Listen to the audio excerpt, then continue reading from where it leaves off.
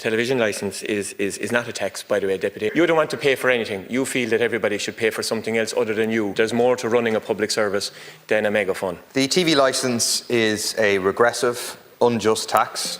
The richest household in the country has to pay the same as the poorest eligible household in the country, €160. Increasing numbers of people are voting with their feet, are boycotting this TV licence. Will you read the writing that is on the wall, scrap this regressive tax and replace it with a levy on the big tech corporations? The question is, will I abolish the television licence and replace it with a tax? No, I won't.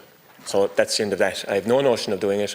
This is a fund that's in place to support RTE and public service broadcasters, and it also supports sound and vision. I have no intention of replacing it, and I have no intention of going down a cul-de-sac that Deputy Murphy would like us to do, which is a road to nowhere for RTE and everybody associated with broadcasting. So the short answer is no. I mean, you accept, presumably, Minister, that the tax is deeply unpopular. Licence sales have plummeted since the Tubridy scandal and everything else that came out in terms of the behaviour of those at the top of RTE. There's been 950,000 paid in 2022, that dropped to 825,000 in 2023 and dropped to 790,000 in 2024, a drop of over 155,000 households who are refusing to pay, either in protest or because they cannot afford to pay this regressive flat tax which takes no account of ability to pay.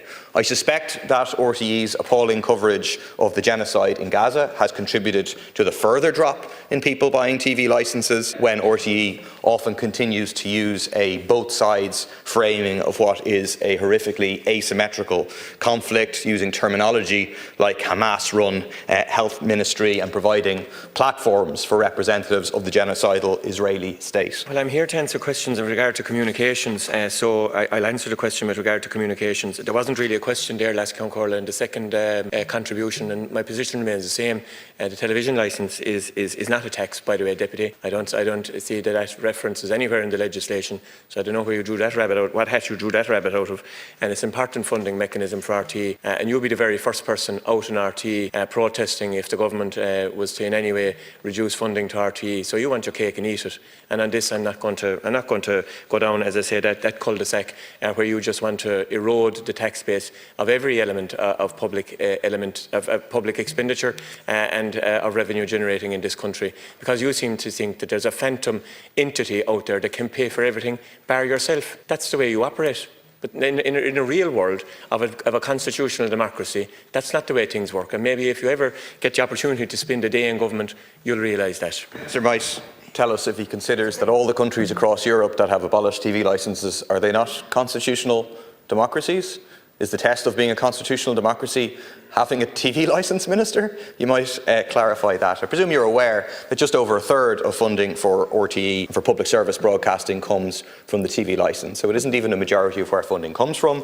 You're probably, well, maybe you're not aware of our proposals, RTE for the People, a radical plan to transform RTE and public media, which increases funding for public service broadcasting, which takes many of the recommendations of Commission Naman and does so not by imposing this regressive flat tax on ordinary households, but on the big tech corporations which are making huge profits, Minister. I don't know if you're not aware of that. I don't know if you're not aware of the parasitical role that they play on journalism, where they aren't creating any of this content but are getting most of the advertising revenue from it, and therefore it clearly makes sense to allow them to pay, and I'll continue to support those who refuse to pay the TV licence, and I warn you that that number is increasing, and it seems that even An Post has given up on pursuing people if you look at the number of prosecutions, which are also dropping. Deputy Murphy is no stranger to RTE, and you get a fair crack at the whip there. Of course, you never use the opportunity to say thanks to the unbridled coverage that you seem to get from RTE on a day in, day out basis, and those of us in this side of the House might have something to complain about, actually, to be quite honest about it, if there was a fairness test, but I don't, because it's a public service broadcaster and I'm not going to interfere in editorial coverage.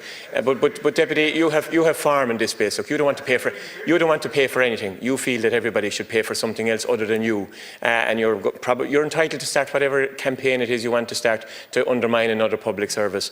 I don't wish you the best of luck, to be quite honest about it, and I don't think most people do either. And when you do get an opportunity to sit on this side of the House with whoever it is that will actually have you as a partner in government, you'll actually see that there's more to running a public service than a megaphone.